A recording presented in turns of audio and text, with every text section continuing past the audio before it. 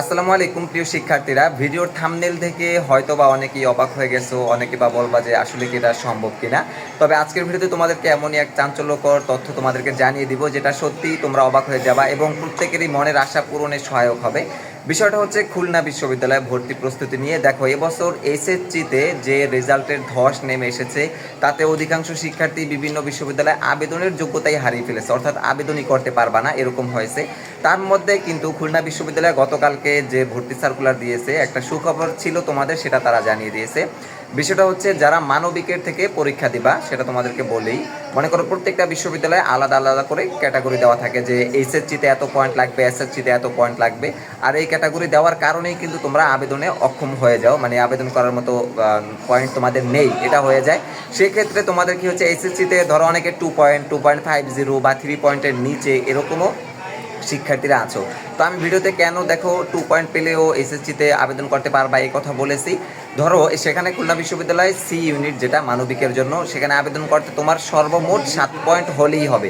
এখন এসএসসিতে ধরো তুমি অনেকেই জিপিএ 5 পেয়েছো, আর এসএসসিতে যদি যেহেতু রেজাল্টের ধস আসছে সেক্ষেত্রে 2 পয়েন্ট বা 2.50 পাইছো, সেক্ষেত্রে তোমার কি হবে, আর এসএসসি 5 এবং এখানে 2 পয়েন্ট বা 2.50 যাই হোক না কেন, সর্বমোট যদি তোমার 7 পয়েন্ট হয় তাহলে কিন্তু তুমি খুলনা বিশ্ববিদ্যালয়ে আবেদন করতে পারতেছো। এটা মানবিক শিক্ষার্থীদের জন্য আমার মনে হয় সবচেয়ে বেস্ট একটা অপশন হবে খুলনা বিশ্ববিদ্যালয়।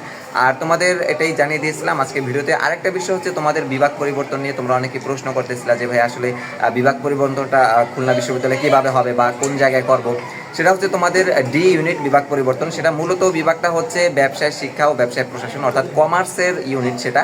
কিন্তু সেখানে তোমরা চাইলে সায়েন্স এরপর আর্টস দুই বিভাগের শিক্ষার্থী আবেদন করতে পারবা। তবে তাদের ক্যারাইটি আছে একটা, ওইটা পূরণ করতে হবে। যেমন তাদের হচ্ছে এসএসসিতে 3.50 লাগবে এবং এইচএসসিতে 3.50 লাগবে। আর সর্বমোট 7 পয়েন্ট হলেই হবে, এর বেশি হলে হবে, মানে সর্বনিম্ন 7 পয়েন্ট লাগবে 3.50 করে।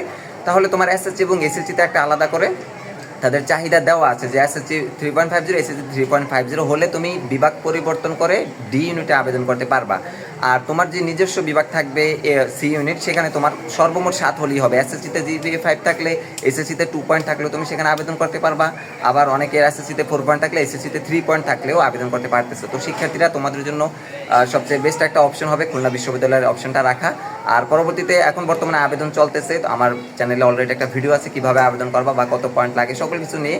তবুও সামনে তোমাদের সেখানে কত পয়েন্ট, কিভাবে লিখিত পরীক্ষা হবে, এমসিকিউ কত মার্ক, সেগুলো নিয়ে পরবর্তী ভিডিও আসবে। সে পর্যন্ত আমার চ্যানেলের সাথে অপেক্ষা করো।